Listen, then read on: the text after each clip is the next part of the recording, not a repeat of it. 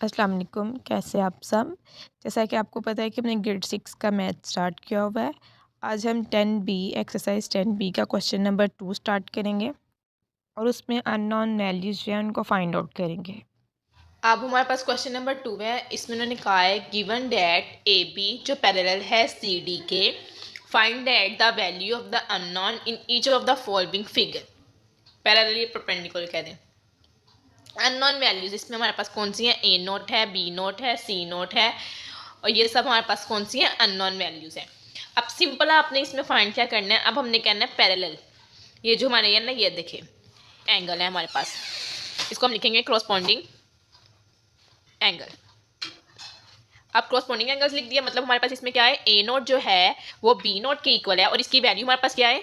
117 not, मतलब degree कहते हैं। ये इसके इक्वल है, मतलब ए की वैल्यू हमारे पास इसके इक्वल है और हमने क्या दिया? ए नोट और बी नोट क्या है? क्रॉसपॉन्डिंग एंगल है। अब हमने सेकंड बात इसमें जो हमने डिस्कस करनी है, हमने ऑपोजिट एंगल बतानी है। ए और बी नोट की तो वैल्यू आ गई, अब सी की रहेगी। ऑपोजिट एंगल हमारे पास कौन कौन से हैं?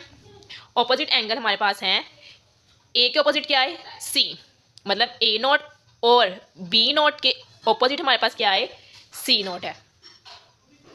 अब सिंपल इसमें हमने जो इक्वेशन लिखनी है वो क्या लिखनी है? ए नोट प्लस सी नोट। ऑपोजिट एंगल हमारे पास किसके इक्वल होता है? 180 डिग्री। किसके इक्वल होता है? 180 डिग्री के लिए। जो आपको पता है स्ट्रेट लाइन होती है वो 90 की होती है और जो थोड़ा सा अगर मूव कर दे तो वो 180 की तरफ मूव कर जाती है। सिंपल इसी इक्वेशन को सोल्व करते हुए आपने कहना है C not is equal to 180 degree. A लिख लें, बी लिख लें, इससे कोई फर्क नहीं पड़ता। इधर आ जाएगा आपके पास माइनस ए नॉट। अब सी नॉट इज इक्वल टू, चलिए यहाँ पे बी नॉट ही लिख लें क्योंकि ए नॉट की तो यहाँ पे वैल्यू दी है ना, बी नॉट लिख लें। A C not is equal to 180 degree और बी नॉट की वैल्यू हमारे पास क्या है? -117 डिग्री या नॉट। सिंपल इन दोनों को हम सब्ट्रैक्ट करेंगे तो हमारे पास जो आंसर आता है वो क्या आता है? 63 डिग्री। क्रॉसपॉन्डिंग एंगल की आपको समझ आ गई, ऑपोजिट एंगल के बारे में भी मैंने बता दिया। अब जो थर्ड इसका पॉइंट है उसमें हमने क्या करना, अब हमने निकालना है थर्ड पे जो हमने निकालनी है वो निकालना है सम ऑफ एंगल। एंगल का सम निकालना है। सम ऑफ एंगल हमारे पास किसके इक्वल होता है? 360 के। ठीक है, ये बात आपने माइंड में रखनी है, 360 डिग्री। तो सिंपल सम ऑफ एंगल हम कैसे निकालेंगे? A not plus C not plus D not is equal to 60 degree.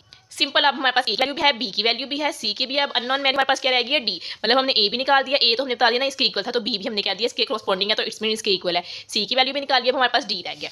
Simple D की वैल्यू निकालने के लिए हम क्या करेंगे? A not C not D not is equal to 360। आपको पता है जो वैल्यू निकालनी है हम उसको साइड पे रखते हैं। अब ये 360 है, अब ये उस साइड पे जाएगा इक्वल के, अगर ये पॉजिटिव है तो उस साइड पे क्या हो जाएगा? नेगेटिव। सी नॉट भी उस साइड पे जाके क्या हो जाएगा? नेगेटिव।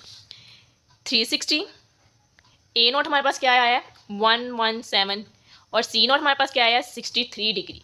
इन सबको जब हम सब्ट्रैक्ट करेंगे तो हमारे पास जो आंसर आता है वो आता है डी नॉट। इन सबको हम सब्ट्रैक्ट करेंगे तो हमारे पास आंसर क्या आता है? 180 डिग्री। ये हमारे पास डी नॉट का आंसर आ गया, ये हमारे पास सी का आंसर आ गया और आपको पता है ए बी सी हमारे पास x के इक्वल है। ये हमारे पास पूरा क्वेश्चन है। उम्मीद आपको समझ आ गई होगी। अब हम